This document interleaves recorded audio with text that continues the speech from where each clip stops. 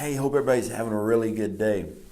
Man, I was in corporate prayer the other night and just, sitting there in prayer and just having a great time in just the presence of the Lord. And do you know what's so neat about prophetic words? The Lord speaks to so many people differently. But one of the things that I love about how God speaks to me is when I'm in prayer and I'm seeking the Lord and I'm just praying about something, when God speaks to me.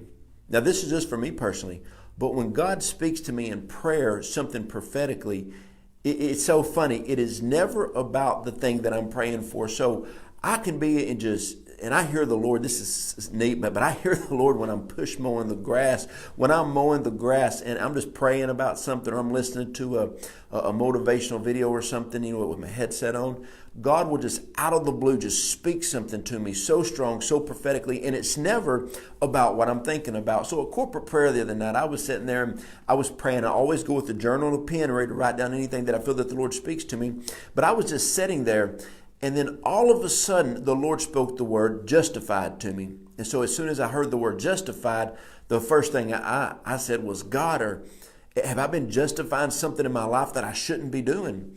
And I said, Lord, is there something I need to repent of? Or let's go deeper with this word justified. And then I heard the word destined.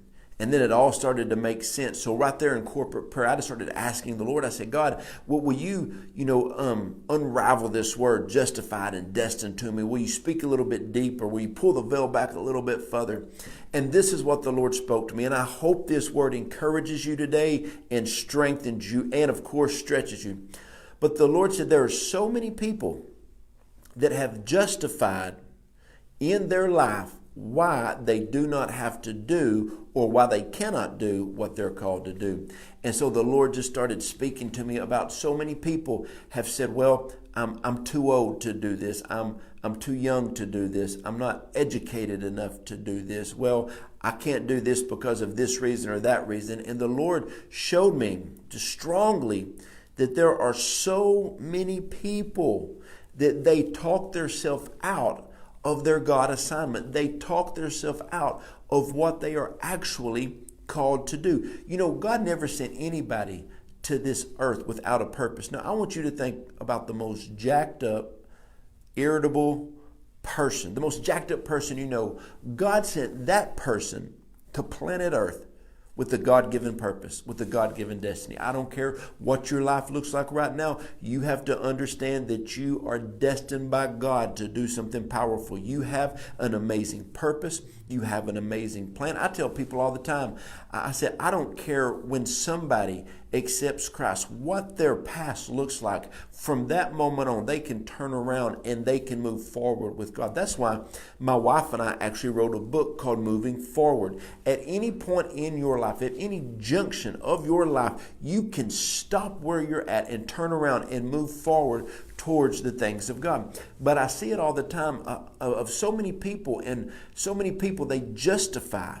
They talk themselves out of actually doing what God has called them to do. Well, the Bible says in Psalms 97:5 that mountains will melt like wax in the presence of the Lord. So if you have got a mountain in front of you, that mountain will melt like wax in the presence of the Lord. I don't care what hurdle is set before you.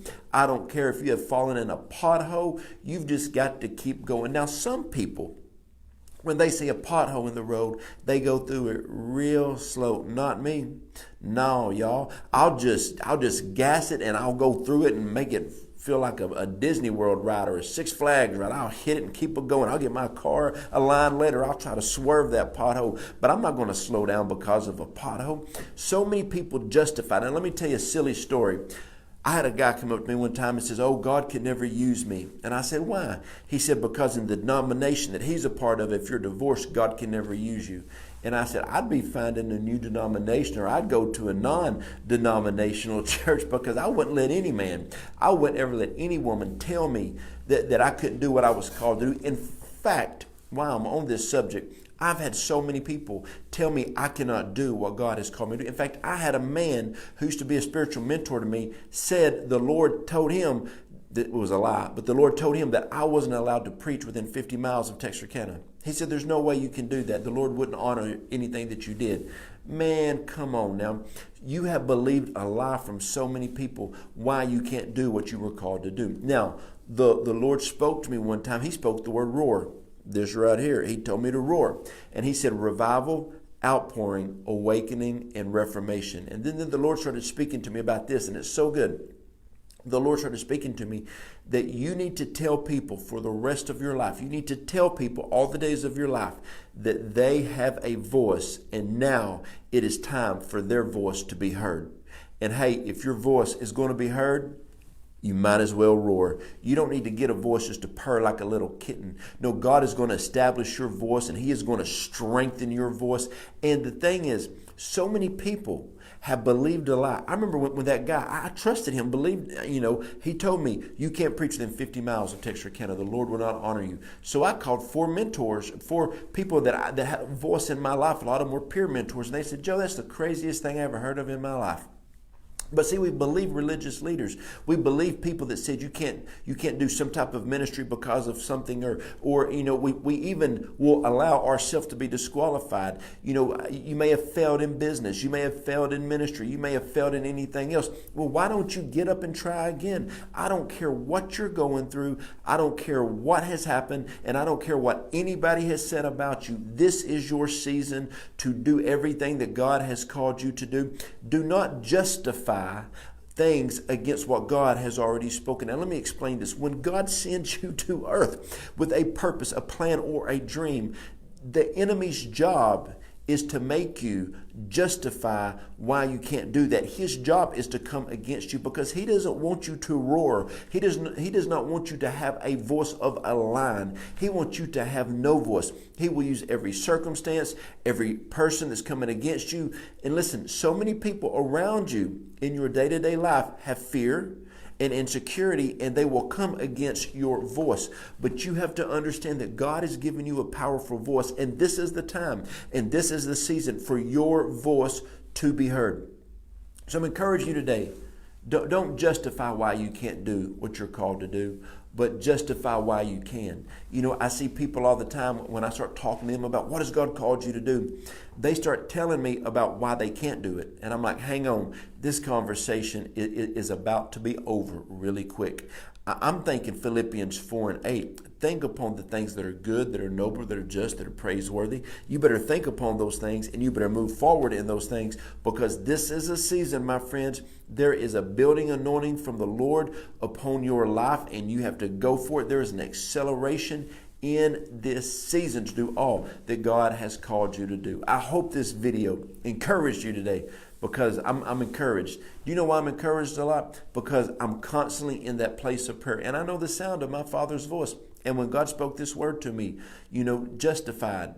And then He said people are trying to justify why they do not or cannot in their mind do what they're called to do. But what you got to understand is God's voice overrides every circumstance, every situation, and every voice of the enemy. So this is your season to go for the things of God, because He has put amazing and a powerful purpose and destiny on your life. I hope you're receiving this word. Hey, if you want any more information about anything that my wife and I do, you can go to jojodawson.net. You can find more blogs, all of our YouTube videos, find out about our network, our church, all that we're doing. And remember, you've got an amazing voice and a powerful voice. And if your voice is going to be heard, and it's going to be, it might as well be a roar and not some little kitten purr. No, that's not going to do anything. A kitten's not going to scare the enemy. No, but a roar back from heaven will always do what it needs to do. All right, my friends, go and you live the dreams that God has put in your heart.